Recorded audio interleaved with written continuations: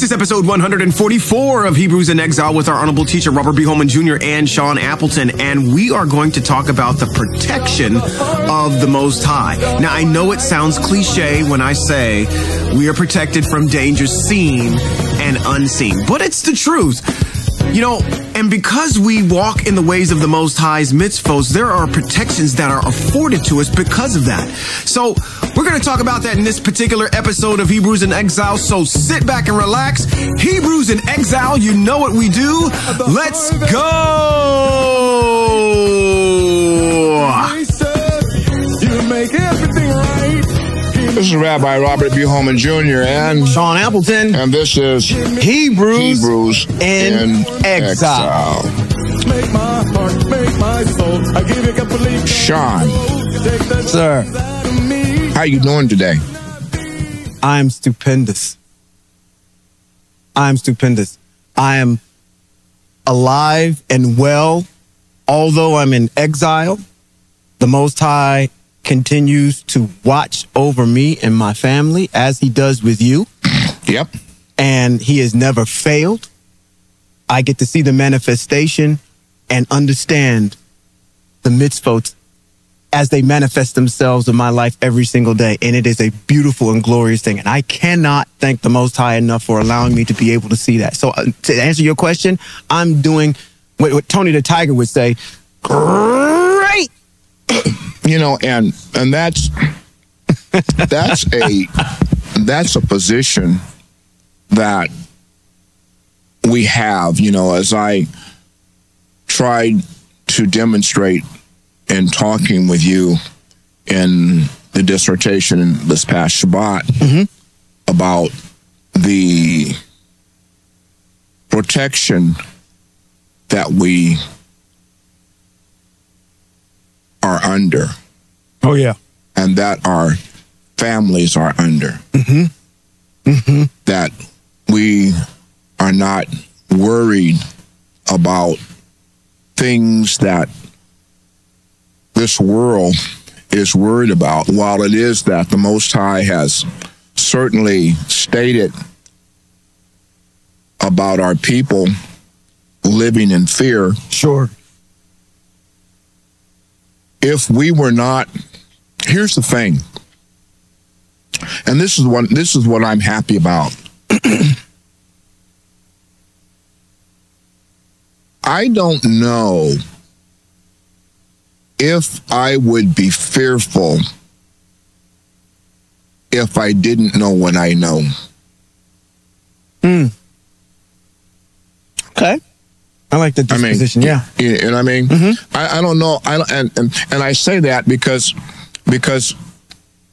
I think that's where the majority of the Hebrew people that don't know their Hebrew are. I don't think that they really know to be fearful. Right. It's the fat, dumb, and happy syndrome. They're unaware of what imminent danger is upon them, if I'm understanding you correctly. And if they did, they probably would acquiesce and get on board with the Most High and probably and be aware of the fear and then lose it at the same time. So it's kind of like a, you know, they don't know what danger they're under. Yeah, and I don't think they realize. I don't think they understand the aspect of being fearful until fear is upon them. Is it more of like let's make a correlation to the text, like Noah. They didn't fear anything until that water started coming up to their chest and it wasn't stopping. Right. And I believe that in this America that we live in, while it is tumultuous and European imperialism is very rampant in this nation and the world in light of the people of color. I don't think that they have the ability to understand the fear or understand what they're up against. Yeah. They've been fully assimilated into a westernized culture that doesn't provide a way to substantiate the validity of the Most High, what has been done to us. They've just accepted, okay, this is life. And to all of those of you who have just joined us online in the chat room, I say shalom to you. We just witnessed in the news in one of the largest churches in the United States of America that is a Christian church. We just witnessed over the news how this lady walked up in there and started shooting. Yeah. And our people, I mean, I don't know how to broach this tonight. It seems to me that with all of the hatred that is being unleashed on people of color, that there would be some. Well, let me put it this way. Let me put it this way. There is fear because I've heard from some of the celebrities and people who talk about being fearful of, going places and being places where danger is imminent towards people of color. I've heard that. Now, my concern is, though, they don't know why. They don't know why this sense of fear is so pervasive in the world for people of color. Yeah, they don't. There's no explanation. Well, there is an explanation. Well, yeah, I mean, and the thing about it is this. I have concern, and we sound the shofar, and we make a loud cry, and we talk about how the Most High is our covering, and how the Most High is our support, and how his eyes are always upon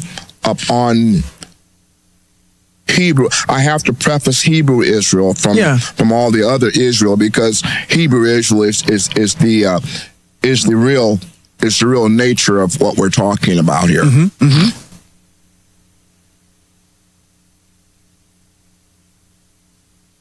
But with America being the most pervasive nation of all the nations in the world who have this propensity to gun violence, and all of this gun violence is really kind of directed towards people of color,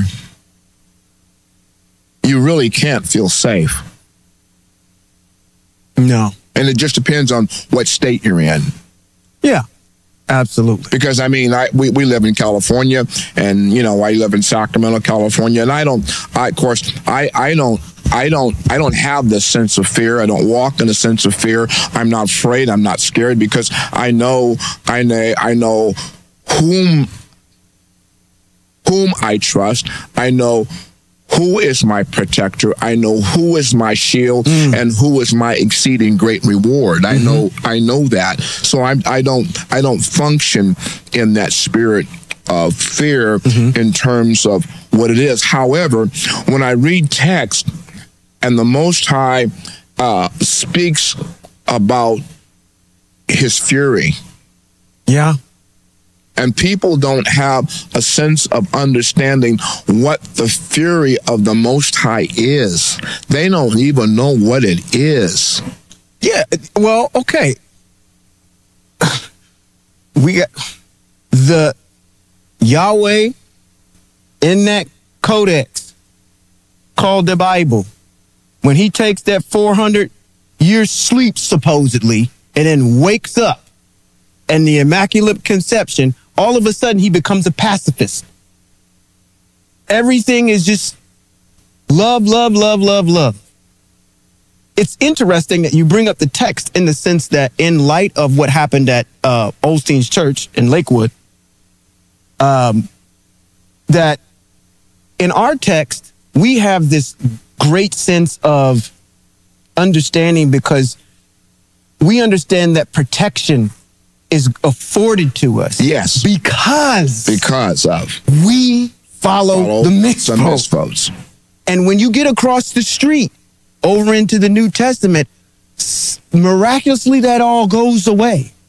You're not a protected group of people anymore. It's individualism that happens over there.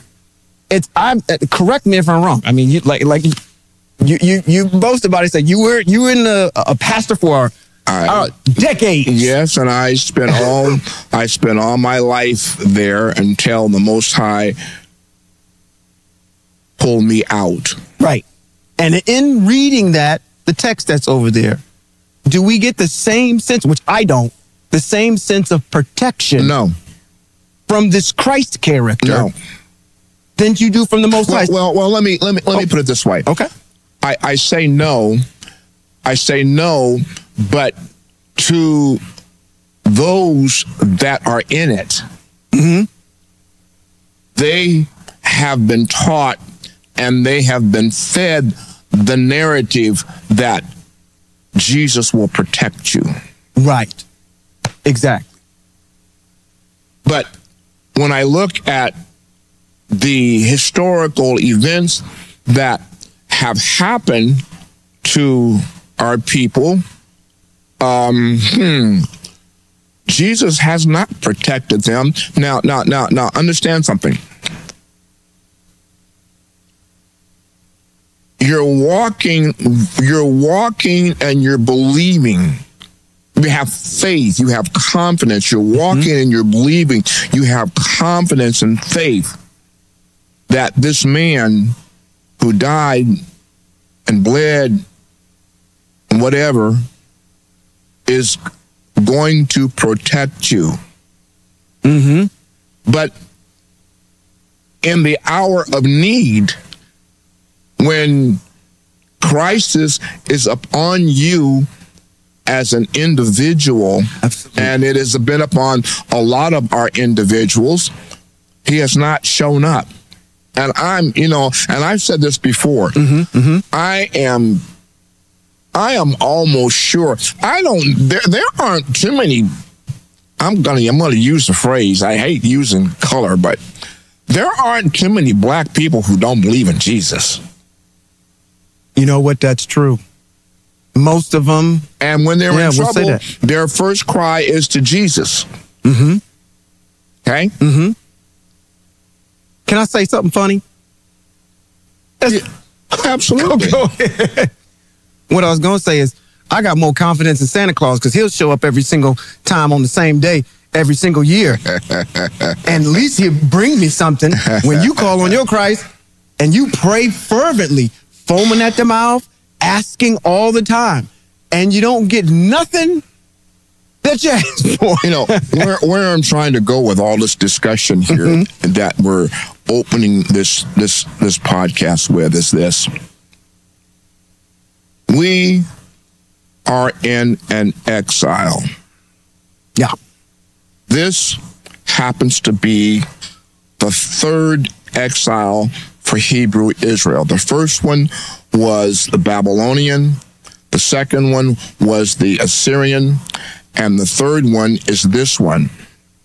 And this particular exile, this third exile, has sent Israel scattered to the four corners of the earth. And I realize that the Most High had a plan in doing that, and excommunicating her out of the land. I understand that. That the whole scheme of things, because when you think about it, you know, did he not know? He's all-knowing. Sure. Did he not know that Hebrew Israel is going to be a bunch of hard-headed clowns, stiff-necked people? Did he not know that? Sure. He knew that. Sure. And that's and see, I want to tell you something that people won't understand. Okay? That is the reason he chose them. Absolutely, because I was getting ready to take it from you. If you didn't jump on it, I was going to be like, it's sitting right there. That's the beauty of it. You got to see the beauty of the fact that you got a bunch of hard-headed folks. Please. But that's the reason why he chose them. He knew exactly what their demeanor was. He knew exactly how they were going to respond. And, you know, you have to read the prophet Ezekiel to understand what I just said, because in Ezekiel, he talks about the redemptive period, the time of redemption. And in the time of redemption, he talks about the fact that the nations would realize that he had never, ever forsaken Hebrew Israel. And then he kind of talks about it in the narrative when he brings Israel, redeems Israel back to the land, and the nations see that Israel is living in joyous, pristine living, and the temple is rebuilt and restored and all, and how the nations are going to look. The Most High signs it. He says, and then they will know that I am Yahweh who did this. Beautiful thing. You know, beautiful thing. That's one. If somebody had to ask me, what is the greatest miracle that's in text? That's it. Is the redemption of Hebrew Israel from exile. Yeah. Because there is what other Elohim can you name that has redeemed a nation of people, who has brought them back to a level of prominence? We live in an unprecedented time, unlike our ancestors, because unless you correct me if I'm wrong, our ancestors never had to deal with someone else coming and claiming that they're us. You never seen the Philistines come in and say, we're Hebrew Israel, and you're not. Yeah. You've never seen the Hittites or the Jebusites or any of these other ites that are in text claim your birthright. So not only do we have the fact that we've been indoctrinated into a culture that's not our own, westernized culture, but we also have to deal with the fact that we have to reclaim our identity. And until individuals understand who they are, this is just going to be banter. Right. To them. Right. And that's what our aim is. And I'm going to have to tell you something. I was going to save this to when I actually got up. But I'm honored to be on stage with a prophet, because literally, I'm going to stop calling you Honorable Robert B. Holman Jr. and actually calling you Prophet Robert B. Holman Jr., because we cannot be in fear of that word just because the Christian church has demonized it in the way that they have. A prophet is a person that is going to study the text, of our ancestors, apply the mitzvot to current day events, which is what you're doing to get the people to turn. That's it. Right. So hold on just 1 minute. Okay. I'm going to do a digression here. I'm looking at the chat board. Oh, okay. And they're going off in there? No. FTF Atlanta? No, I see an individual there whose name is Shaul Yisrael. Okay. And Shaul, I want you to know I see you there, and I see your comment. Pray for me that I'm homeless. And I want to say to you something.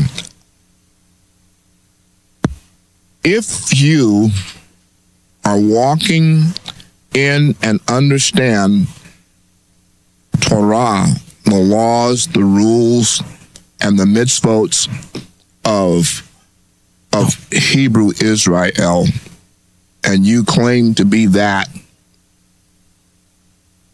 then I have to go over to our King David, who writes these words and says, I once was young, but now I'm old, and I've never seen the righteous forsaken, nor his seed begging bread. All of that text of what the king is talking about is an understanding that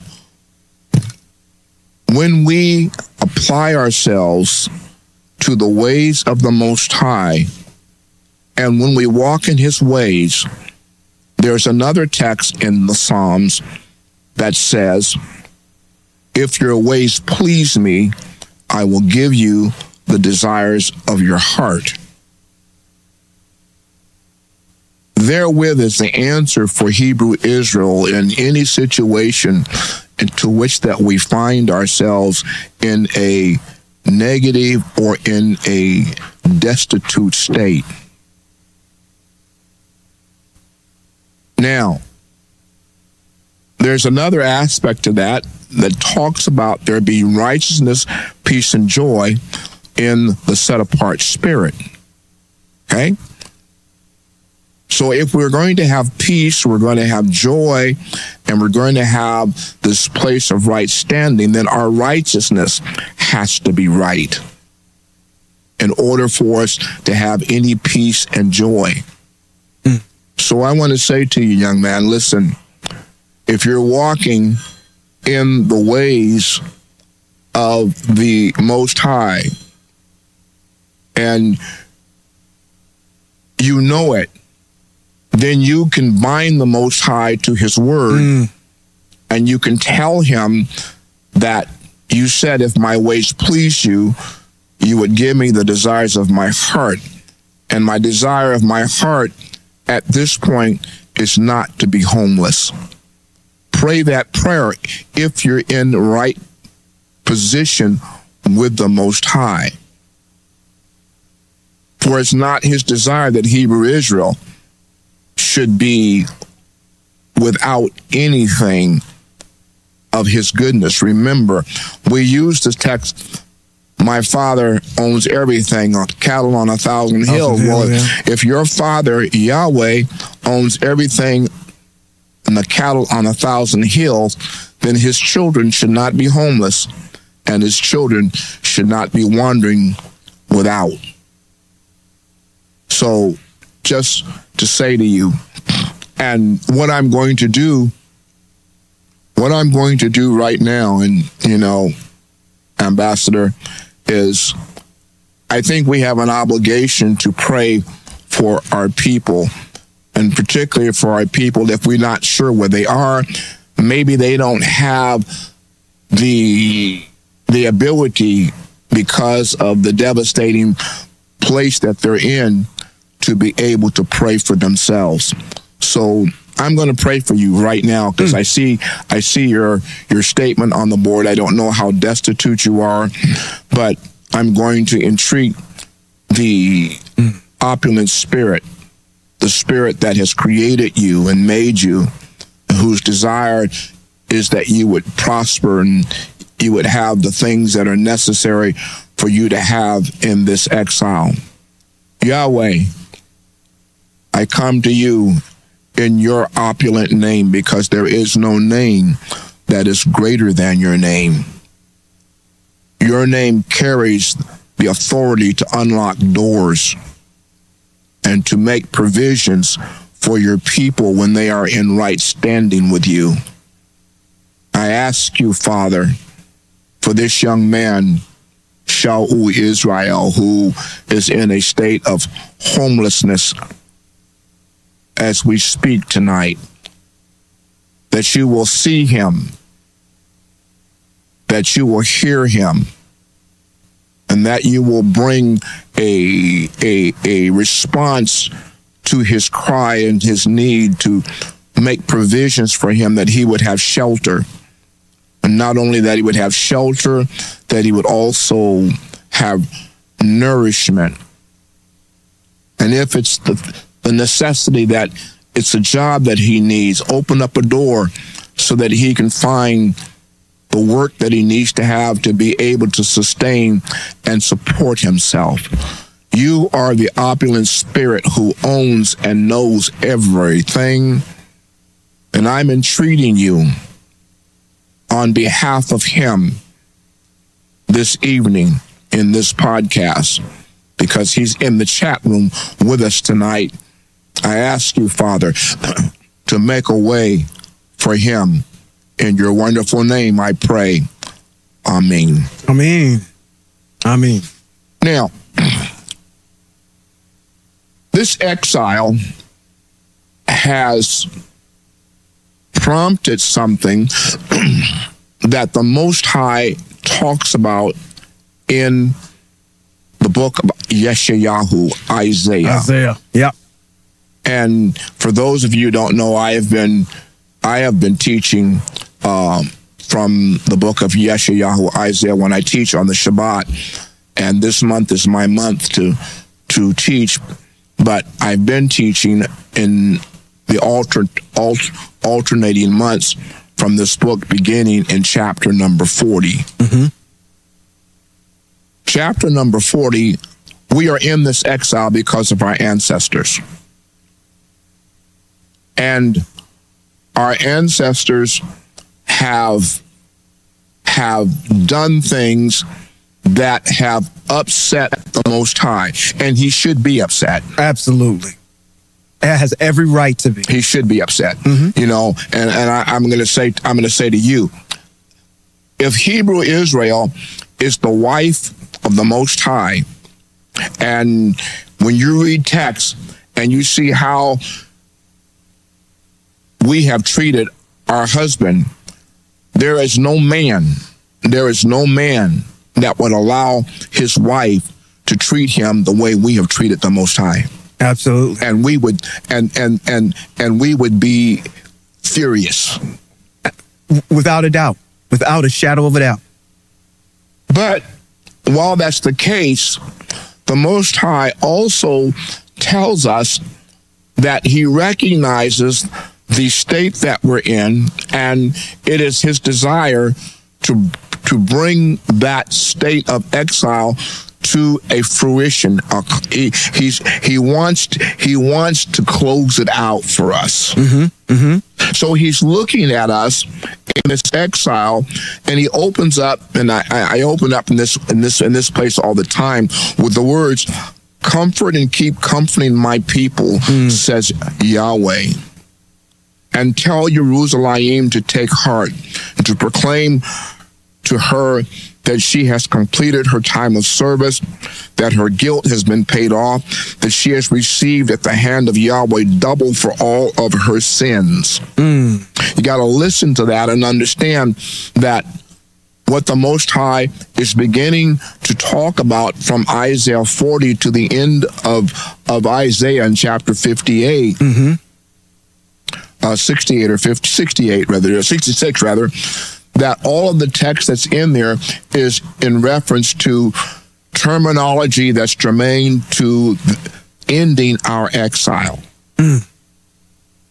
Now, the Most High tells us that he understands And he talks about the people, he talks about the land, he talks about Jerusalem, because Jerusalem is the place where Hebrew Israel worship. It's the place where where the opulent spirit resided in the temple. The temple there was great.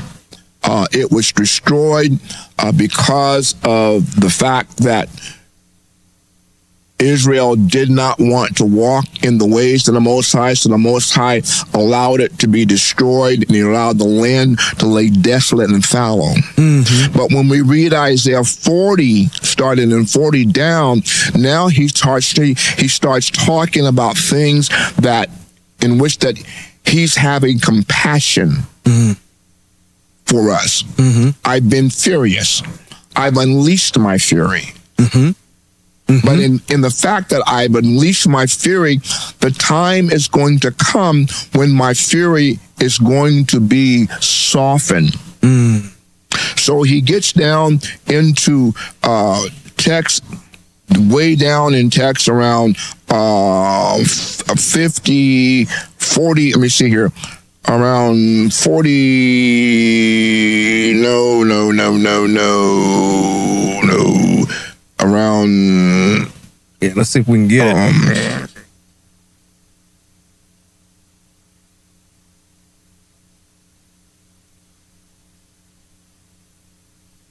Well, he gets down to chapter number 50. Let me go, I think it's 50 or 51. Okay. Where he talks about 51, 52. No, it's in 52, which is what I'm going to talk about this weekend. Okay. But it's in chapter number 51, which we talked about last week. He talks about the idea of awakening, awake and stand up. Jerusalem, at Yahweh's hand you drank the cup of his fury. You have drained to the dregs the goblet of drunkenness, indicating that goblet of drunkenness and that cup of fury is what he unleashed on Jerusalem, because Jerusalem was the central place that Israel communed with him and did everything that they did. Right. In this exile, we are feeling the fury of the Most High. 40 to the end of Isaiah is what the Most High is going to do for us with this redemption. Now, you know, Ambassador, and I know that redemption is something that's quantitative. That's right.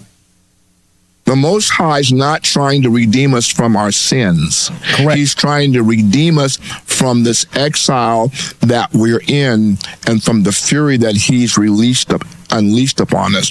While we listen to the Christian church talk about they've been redeemed from what? Because if you ask them what you've been redeemed from, they can't give you a straight up answer. Redeemed from what? Well, I've been redeemed from sin. Well, I beg to differ with you. Yeah. I beg to differ that you have not been redeemed from sin. And I beg to differ with you that the guy that's supposed to have redeemed you from sin did not redeem you from sin, because your other writer in Hebrews talks about the fact that what he gave us as a way of life to keep us in right standing with him was ineffective, and didn't bring us to the goal. And there was a need for that guy to produce some new laws that were better than the ones that the Most High gave us. And I'm sorry, I spent all of my days. I spent over 60 years in Christianity, and I never read, and I preached and I taught from the New Testament, and I never came across any laws and any rules that match what the Most High has given to Hebrew Israel to live by. One. Now, Okay. secondly of all, the problem resides in the fact, and we've talked about this before, that in the book of 1 John chapter 3, Yes. in those verses in there, it says that a person who does not honor the law, that the breaking of the law is a sin. Let's just go there for a minute. Okay. So we can get it right. I want to get it right. So we're going to go to 1 John. chapter 3, and it could be in verse 3. Let's see. Yeah, in verse number 4 of chapter 3. Okay. It says, everyone who keeps sinning is violating the law. Indeed, sin is a violation of the law.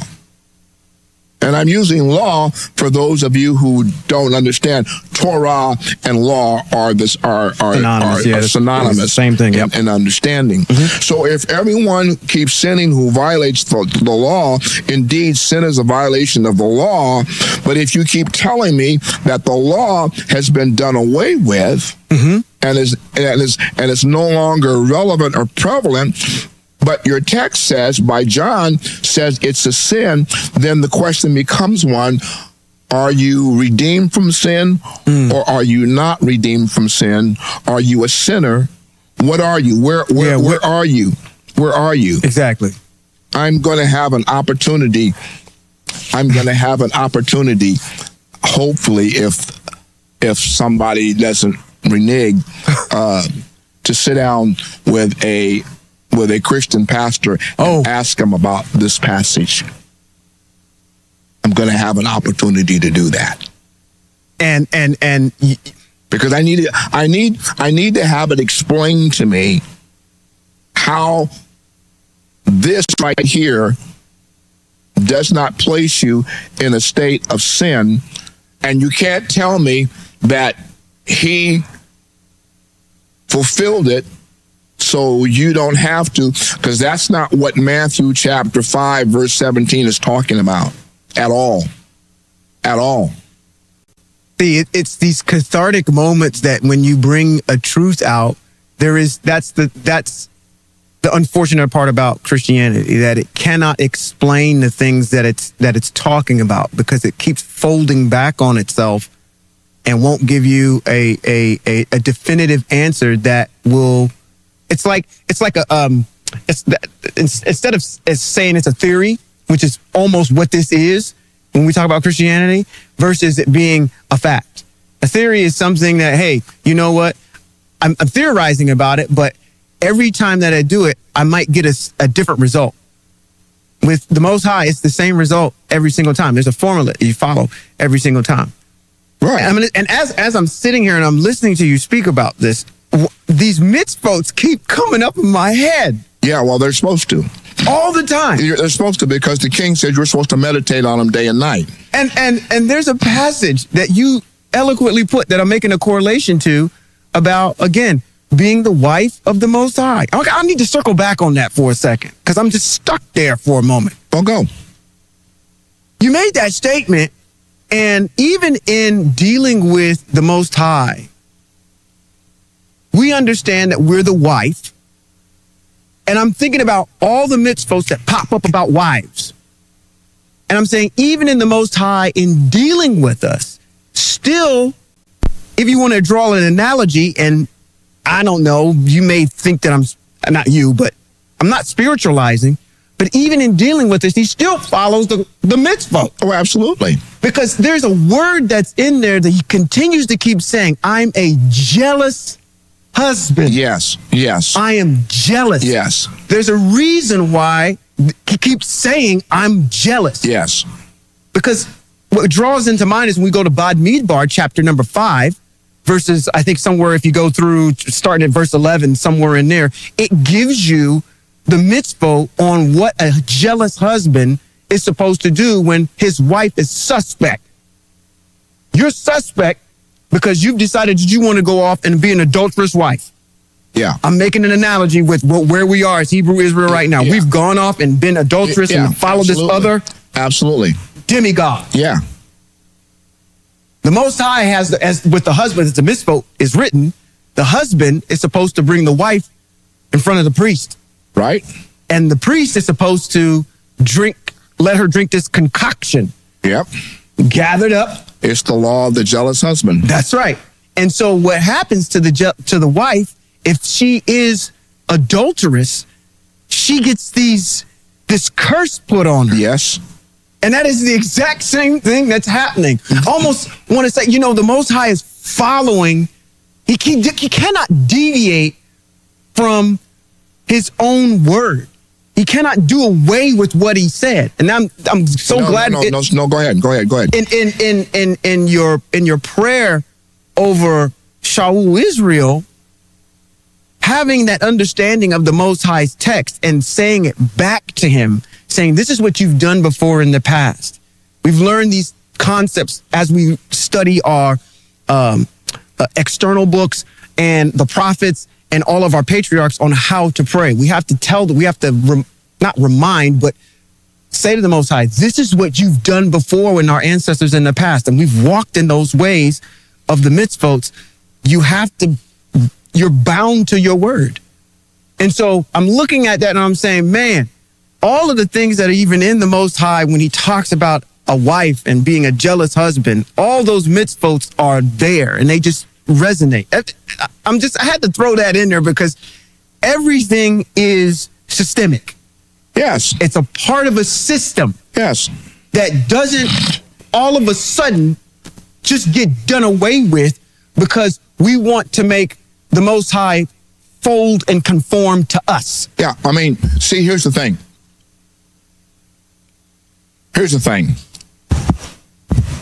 The Most High says, I am going to pour out my fury on you, which is what a jealous husband would do. Absolutely.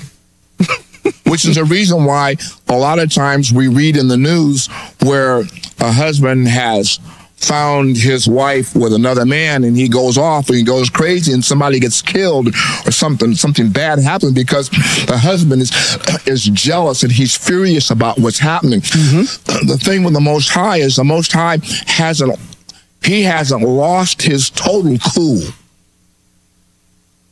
Right. He's unleashed his fury. Mm-hmm. And yes, some of Hebrew Israel has died just like he said they would. Mm-hmm. But for the most part, his desire is to restore his wife back to him. So now he starts talking about language of comfort and awakening and how that you need to awake Israel. Mm. You need to shake yourself. You need to wake up and realize that in this exile that you're in, I'm the one in Isaiah 51:12. He says, I'm the one who comforts you. I'm the one who comforts you. A demigod can't comfort you. Mm. And why are you afraid of a man who must die? See, now I'm gonna interpret that. Why are you afraid of Jesus Christ who must die, of a human being who's going to wither like grass? And you think that it's blasphemous for me to say that, but it's not blasphemous for me to say that because he is not El. Correct. He does not have the substantive constitution of El. Exactly. He is not a spirit of El. Mm. El is a spirit. El has always been a spirit. Mm-hmm. And El has been the one that has made even him, if that's the case. Exactly. Now, you have done an excellent job of debunking him from the book of Luke. Oh, yeah. It's so plain as day. Thank you, though. Yes. I mean, and I think we need to revisit that somehow. And I don't know if you have it in your head right now. If you don't, it's okay. But you have debunked that from the book of Luke, because Luke does an excellent job of sticking with the mitzvot until the Greeks kick in and start putting their little twist in it. But they do an excellent job of debunking this guy who can't comfort you. Mm-hmm.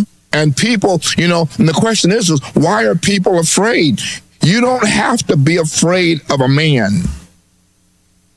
As a matter of fact, if we listen to text, you can't have it both ways. You can't have it one way where it says put no confidence in flesh, but yet you put confidence in a man and you're afraid of him and you're afraid to call him out. I'm not afraid to call him out because I know what Hebrew text says. Absolutely. Absolutely. Wow. Yes, sir. So he asks us to awake.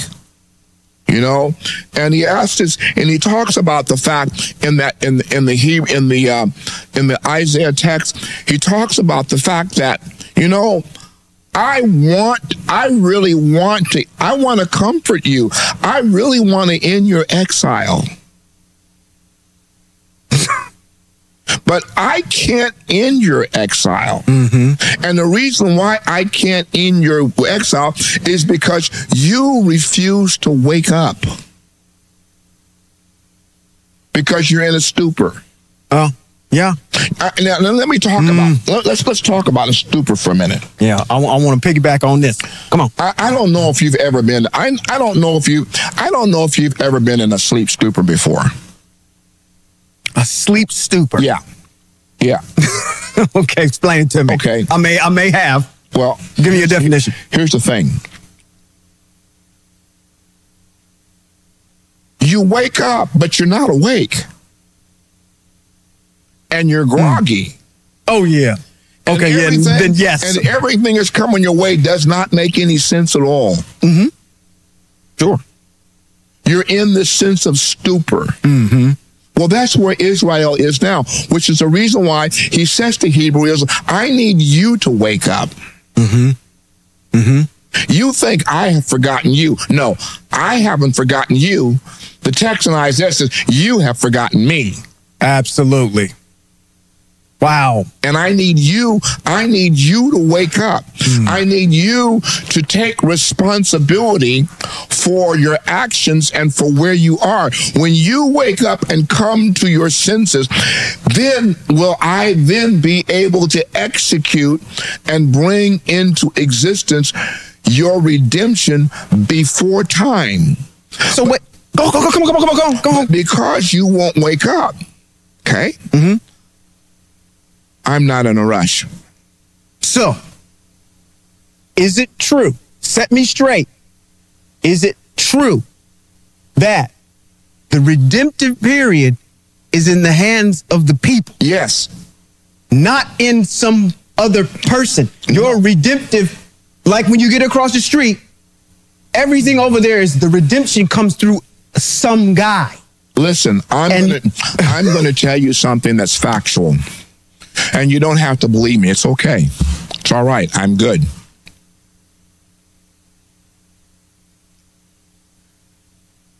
If Jesus could come back, if he could come back. That's a good word you put in there. If he could come back. And if he is really God manifested in the flesh, if he was, which he's not, he couldn't come back until the opulent spirit deemed it so to happen. Correct. So he can't make it up on his mind, well, I'm going to come back. No. Well, and I heard this for years in the Christian church. Oh, he can come anytime. He can come tomorrow. Oh, I can't say that word. I can say it. Tell me. I'll get in trouble.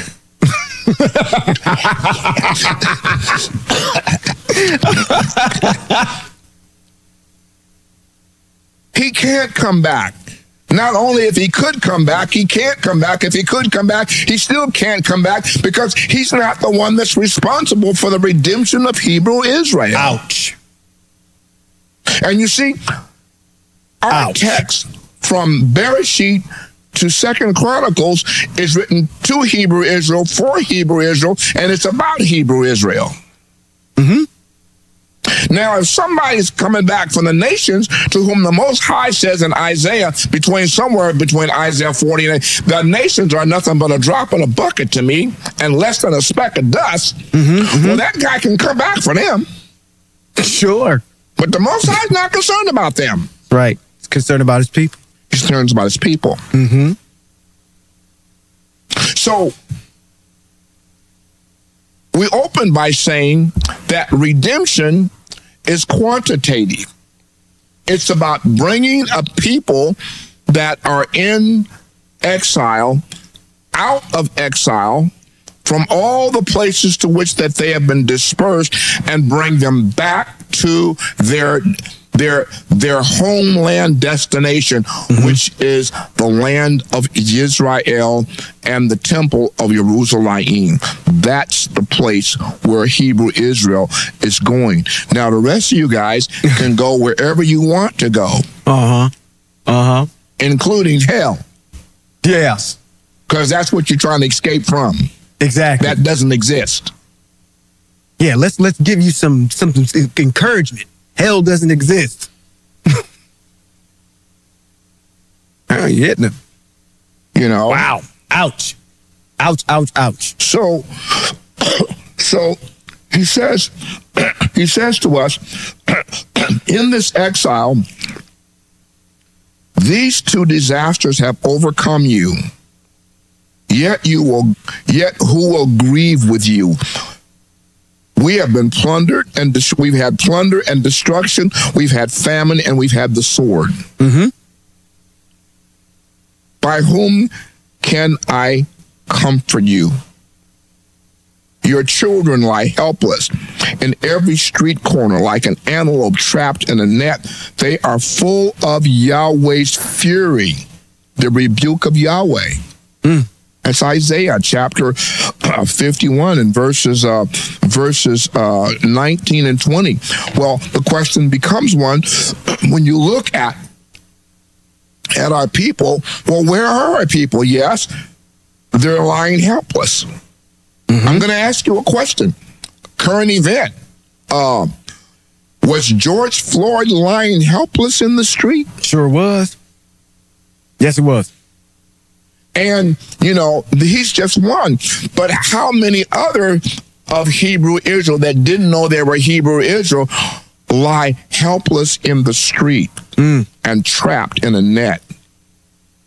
And we don't understand that what's happening to us, that the Most High has unleashed his fury because of our disobedience, our failure to walk in his ways, and our failure to honor him as being the absolute, opulent, all-existent sole Savior, King, Redeemer, whatever else you want to, whatever other title you want to put on him, that he's that you've given to another individual.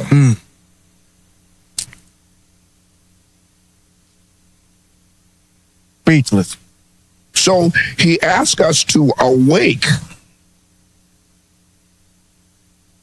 There is a level of things that are germane to us that are really quite weird and different that we just don't wrap our heads around because there's nobody to tell you. Right. And that's going to be an issue because we've talked about it before, because our people that stand in front of our people, Sean, I've been there. I spent all of my life there. And yes, we heard some good inspirational, motivational preaching. But it scared the bejesus out of us because when they got through, the only place we didn't want to go was to hell, and we wanted to get saved so we could go to heaven. But nobody taught us a doggone thing about that helps us to understand the fury of the Most High and why it is that even though I've gone to church rolled on the floor, spoke in tongues till whatever happened to me happened, and I went into a fury. None of that was able to deliver me from the fury of the Most High. Yeah, none of it. You're still under. That's why even in my dissertation, no matter where you go, you can decide, like I always preach this gospel from the highest mountains. We're not supposed to be here. Even if I left westernized culture and went somewhere else, I'm still under the curse of being exiled out of the land because of the people. I'm still going to be subject. I'm not in fear, but I understand that it's not going to be total bliss and nirvana until the Most High delivers his people back. Our people are still going to be under oppression wherever we go. And that's going to be self-evident wherever we are. Now, let me say something. And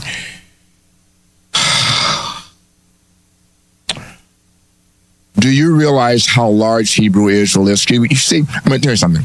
You and I talk about Hebrew Israel as though Hebrew Israel is just the embodiment of African American people in Christian churches. Okay? You realize Hebrew Israel is much larger than that. Oh, yeah. We've done dissertations on it. Okay? Absolutely. So, now, when I talk about the redemption of Hebrew Israel out of this exile and her need to awaken, it affects a very large populace of people in the four corners of the earth. That's right. In the world. Yeah. Wherever they are. That has to awake and realize who they are. That's right. And it is, I want to say, I'm off the top of my head, I understand to a point the purpose of even the United States. Now, what is the United States to the world? Babylon. But at the same time, we are probably the greatest influencer. Yes. Around the world. Yes.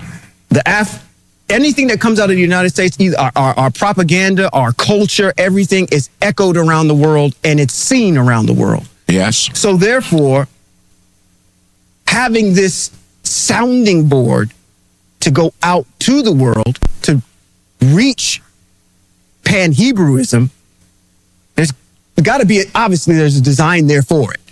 You know, why the Most High is saying, well, why are we not hearing these types of things germane coming out of South America? How come we're not hearing them coming out of Africa? How come we're not hearing them out of these other places? And we've got the largest sounding board across the whole entire world, which is, has to have some credence to it. But at the same time, in that same breath, I do realize that the United States as a country has made it very comfortable for African-American Hebrew, pan-Hebrewism here in this country to be very comfortable as to not wanting to turn, because it's almost detrimental to make the switch. Yeah. To get back to the Most High in a country like this one that has completely engulfed itself in westernized culture. And as we get further and further away from the atrocities that have happened to us from our ancestors through slavery and whatnot, and we become more assimilated into culture, it becomes harder to pry us out of it. We're almost better to make the turn. Even we had talked about it earlier on our podcast with Marcus Garvey and those individuals that were kind of preaching this gospel of, hey, we need to wake up, understand that we are a community of people. We can depend on ourselves on our own and make inroads to even leave the United States and start anew somewhere else. Those types of ideas are dead in 2024 because we've become so in a blind stupor about who we really are. You said it before earlier in the podcast, you challenge somebody on asking them who they are. They don't know. I'm the United States. I'm an African-American in the United States and I'm a Christian. That's how you identify yourself. You cut yourself out of so much because you don't understand the mitzvot of the Most High. You don't understand your ancestry. You don't understand your history. You don't understand the richness that's there. And all you've reduced yourself to is being a Christian. Yeah, I mean, but, you know, I understand that that's all they know. And while that's all they know, you know, you and I sound the alarm. Yes. And we blow the shofar in Zion. And we try to warn the people and try to tell them what the Most High has said. Mm-hmm. And there is just a very, very small group of people who can't even identify with what we're saying. That's true. Very true. And, you know, you and I, we're purists in this. And I thank you. I thank the Most High for allowing you to be my sidekick, my partner in this. Proud to be. Because we walk in this pureness, and we're not caught up in, as I said before, we're not halting between two opinions. Yes. If Yah is Yah, we're going to serve him. Yes. If Baal and demigods are gods, then he says serve them. But pick one. Yeah. Don't vacillate between two opinions. Pick one. Mm-hmm. You know, I think I want to talk about this some more, and as we come to close this week, and I think in our next podcast we're gonna talk about this thing called exile and redemption, and the things that are germane to Hebrew Israel in this exile, and what our redemption is really going to begin to look like. Mm-hmm. I think we'll talk about this some more next week. This is great. Well, Love this podcast. This has been Rabbi Robert B. Holman Jr. and Sean Appleton. This has been Hebrews in Exile. Shalom.